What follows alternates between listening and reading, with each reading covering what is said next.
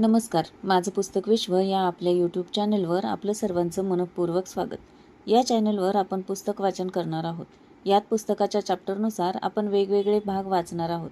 वेळेच्या कमतरतेमुळे पुस्तक वाचायला जमत नसणाऱ्यांसाठी माझं पुस्तक विश्व हा प्लॅटफॉर्म उपयुक्त ठरणार आहे.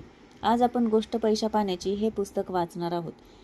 यात प्रत्येक गोष्ट ही शक्य तितकी सोपी करावी हा अल्बर्ट आइन्स्टाईनचा सिद्धांत प्रफुल्ल वानखेडे यांनी मांडला. पण ही सोपी गोष्ट आचरणात आणायला तेवढी सोपी नसते हे या पुस्तकातून दिसून येते. तर मग चला सुरू करू. गोष्ट पैशा पाण्याची. लेखक प्रफुल्ल वानखेडे. प्रकरण 1. श्रीमंतीचा दिखाऊपणा. आज मी 30 जगात सर्वश्रेष्ठ काय असेल तर ते आहे व्यवहार ज्ञान आणि साधेपणा. योग्य वेळी केलेली पैशांची बचत, योग्य ठिकाणी केलेली पैशांची गुंतवणूक आपल्याला आयुष्यभराचे सुख आणि आनंद देते. क्षणिक सुख आणि भपका टाळा. माझे 2 लहानपणीचे मित्र आहेत. एक ITI करून खाजगी कंपनीत मेंटेनन्स डिपार्टमेंटमध्ये कामाला आहे आणि दुसरा इंजिनियर असून तोही चांगल्या कंपनीत कार्यरत आहे. पहिला गरीब घरातून आलेला, आईवडील निरक्षर, मोलमजुरी करणारे. त्याने लग्न जरा लवकरच पण साधेपणाने कोर्ट मॅरेज केले. सासऱ्याने मात्र आनंदाने मुलीच्या लग्नाचा खर्च जो वाचला तो मुलीच्याच नावाने बँकेत टाकला. त्यामुळे भरपूर पैशांची बचत झाली. तसेच याच्याकडेही बऱ्यापैकी पैसे शिल्लक होते. हा एकदम निर्व्यसनी. नवरा बायकोने मिळून एका विचाराने गावाकडे 2002 ते 3च्या सुमारास त्या पैशातून बऱ्यापैकी शेतजमीन विकत घेतली. जुन्या घराची डागडुजी करून आई वडिलांसोबतच गावी राहिला. पुढे शेतात त्यांनी खूप चांगले प्रयोग केले. हळद, ऊस, इतर नगदी पिके, त्यात बरीचशी आंतरपिके, तसेच सरकारच्या योजनेतून विहीर, आता हल्ली सोलार पंपही लावला आहे. पत्नी शिकलेली असल्याने बँकेचे व्यवहार चांगले सांभाळायची. तिनेही हातभार लावला. कर्ज घेऊन शेतातच गोठा उभारला. 12-15 गायी पाळून दुधाचाही चांगला जम बसला आहे. पुढे काही वर्षात शेती आणि पूरक व्यवसायात बऱ्यापैकी पैसे गुंतवले. आई वडिलांची साथ आहेच. मुलांचे शिक्षणही चांगले सुरू आहे. कंपनीतील पगार आणि हे बऱ्यापैकी चांगले उत्पन्न, तरीही कायम लो प्रोफाईल जगणे यामुळे त्याचे खर्च कमी असतात. तो अत्यंत साधा दिसतो, वागतो. अगदी बऱ्याचदा कंपनीतल्या जुन्या निळ्या शर्टमध्येच गावभर फिरत असतो. 15 वर्षे जुन्या मोटरसायकलवर. पण आज तो पूर्णपणे आर्थिकदृष्ट्या स्वतंत्र आहे. आता दुसरा इंजिनियर. त्याने शिक्षणानंतर पुण्यात नोकरी धरली. पुढे स्विच आणि जास्त पगाराच्या अपेक्षेने काही दिवस पंजाब, पुन्हा मुंबई आणि शेवटी रीतीनुसार सर्वांसारखे पुण्यात येऊन बस्तान बसवले. हे सर्व करता करता 2008-9 साल उजाडले. तो इंजिनियर. यामुळे लग्नही फार जोरात खर्चिक झाले. दोन्ही बाजूंनी भव्य कार्य पार पडले. अगदी 3-4 आमदार, 7-8 नगरसेवक आणि 5-1 हजार माणसांच्या उपस्थितीत लग्न धूमधडाक्यात पार पडले. खर्च इतका झाला की याला हनीमूनला जायला पर्सनल लोनच काढावे लागले. पुढे पहिल्या मुलाचा नामकरण सोहळा असो, गावाकडे टोलेजंग घर बांधणे असो, वास्तुशांती किंवा पूजा असो, सर्व कार्यक्रम जंगेच.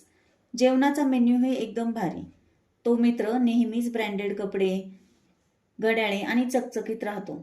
मस्त मोठी कारही घेतली आहे. गावी आला की राजकारणावर, समाजकारणावर, शेतीच्या, गावाकडच्या, शिक्षणाच्या दर्जावर टोमणे मारून जायला मात्र विसरत नाही.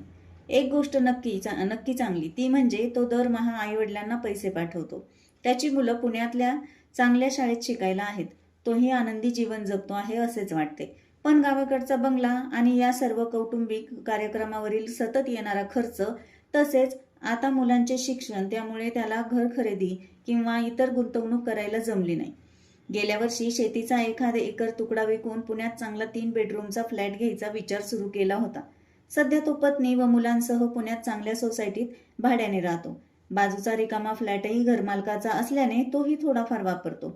या कोविडमध्ये मात्र याचे कंबरडेच मोडले. मोठे संकट आले.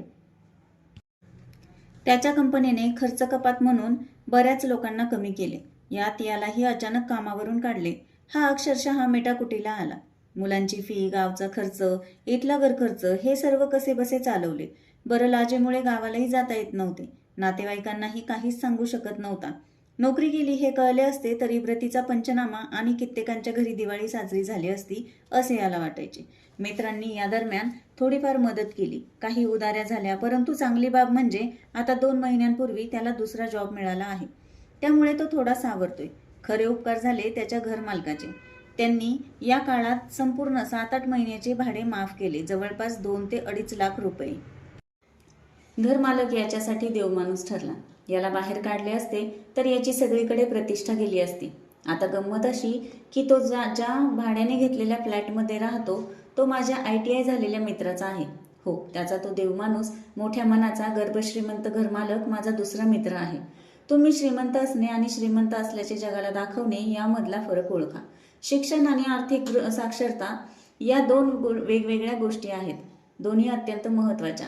श्रीमंत दिसण्याच्या नादात कित्येक जण गरीबच राहतात. पैशांच्या योग्य नियोजनाचे महत्त्व ओळखा. आज मी तीस जगात सर्वश्रेष्ठ काय असेल तर ते आहे व्यवहारज्ञान आणि साधेपणा. योग्य वेळी केलेली पैशाची बचत, योग्य ठिकाणी केलेली पैशांची गुंतवणूक आपल्याला आयुष्यभराचे सुख आणि आनंद देते. क्षणिक सुख आणि भपका टाळा. आयुष्यभर आनंदी राहा. पैशांची बचत सुरू करा. तर मग व्हिडिओ आवडल्यास लाईक, शेअर, सबस्क्राईब करा. आणखी काही पुस्तकं जी तुम्हाला ऐकायला आवडतील त्यांची नावे कमेंटमध्ये नक्की सांगा.